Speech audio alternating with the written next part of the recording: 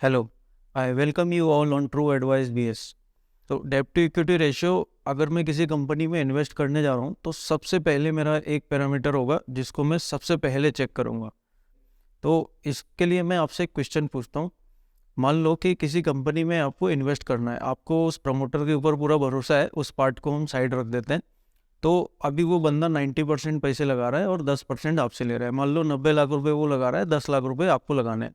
तो क्या आप उस सिचुएशन में उस कंपनी के अंदर इन्वेस्टमेंट करेंगे? 1 मिनट के सोच के लिए देखिए। फिर सेकंड चॉइस में हम चलते हैं, वहाँ पे 90% आपका पैसा लगने वाला है और 10% वो पैसा लगाएगा। तो इस सिचुएशन में आप इन्वेस्टमेंट उस कंपनी के अंदर करेंगे? तो सेकंड सिचुएशन में आप एक बार सोचोगे। तो ऐसे ही कंपनी अपने असेट्स को खरीदती है या असेट्स को परचेज करती है। तो इस केस में क्या होता है कि जहाँ पे डेप्ट टू इक्विटी रेशियो हमें बता देता है कि कितने असेट्स उसने खुद अपने पैसे से खरीदे और कितने असेट्स उसने लोन लेके खरीदे।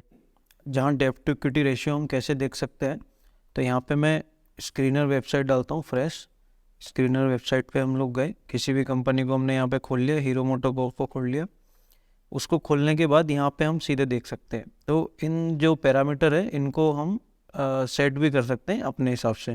तो जैसे मान लो कि मैं यहाँ पर डेब्ट टू इक्विटी हटा देता हूँ। ये डेब्ट टू इक्विटी हटा दिया मैंने और वापस से इसको ऐड कर देता हूँ। ये यहाँ पे नीचे ऑप्शन आ गया और इसी को मैं यहाँ पे सेव कर दिया और ये सेव होने के बाद में यहाँ पर आ गया। तो आप अपने हिसाब से ये पैरामीटर सेट कर सकते हो। आज मैं सिर्फ फोकस करूँगा डेब्ट टू इक्विटी पर। तो ये डेब्ट टू इक्विटी रेशियो सेट हो गया हमारा। अब जैसे मान लो टीवीएस मोटर है, तो ये 3 एग्जांपल मैं आपको ऐसी कंपनियों के दे रहा हूँ जहाँ पे डेब्ट बहुत ज़्यादा है। तो एग्जांपल के लिए जैसे ये टीवीएस मोटर कंपनी 3.68 का डेब्ट है। वहीं पर इसी के अंदर ऑटोमोबाइल के अंदर अगर हम देखें बजाज ऑटो और हीरो मोटोकॉर्प, तो बजाज ऑटो का डेब्ट टू इक्विटी 0.0, हीरो मोटोकॉर्प 0.04। तो यहाँ पे हमें समझ में आता है कि तीनों कंपनी एक ही फील्ड में है, पर एक कंपनी बहुत ज़्यादा लिवरेज है।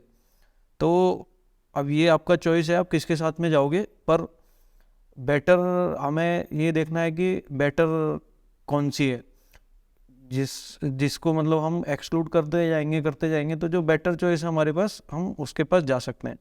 वहीं जैसे भारती एयरटेल, तो अब इन लोगों को बहुत ज़्यादा असेट्स के अंदर इन्वेस्टमेंट करना पड़ता है। इनका डेब्ट टू इक्विटी 2.99 है, मतलब जिनका ये कंपनी के जितने असेट्स है उसका लगभग 3 गुना इनके ऊपर लोन है। तो यहाँ पे देख सकते हो आप, 4,41,000 करोड़ की कंपनी है और डेप्ट जो है 2,17,000 करोड़ है। तो आप समझ सकते हो कि कितना ज़्यादा लोन इन लोगों के ऊपर है।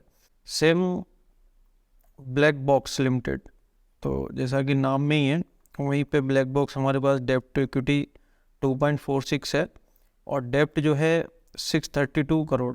तो 2300 करोड़ की कंपनी है और 600 करोड़ लोन इस कंपनी ने ले रखा है। तो ऐसे कुछ एग्जांपल से आप समझ सकते हो कि हमें क्या चीज़ एक्सक्लूड कर देना है इस सिर्फ डेब्ट टू इक्विटी फर्स्ट टाइम में ही देख के।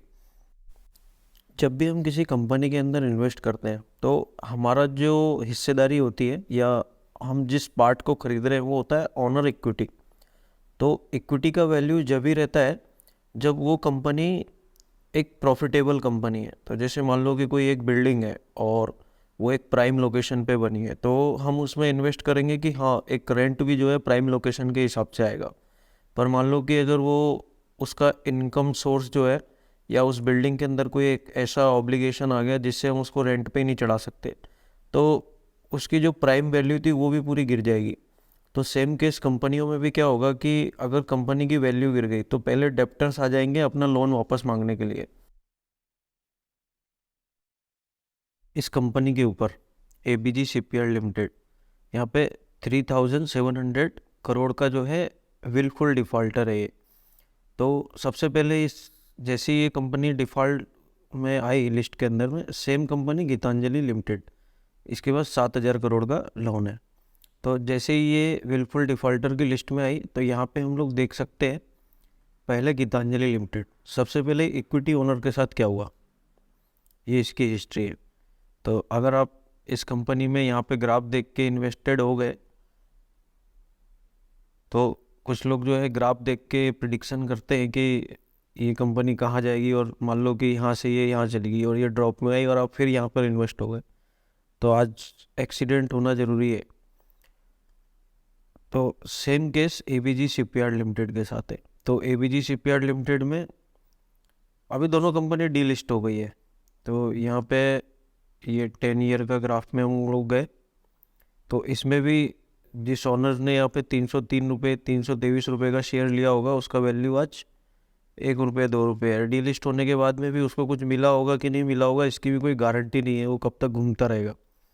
तो डेब्ट टू इक्विटी रेशियो बहुत सीरियस रेशियो को मैं कह सकता हूँ। सबसे मेन बात मैं आपको दिखाता हूँ, पब्लिक शेयर होल्डिंग।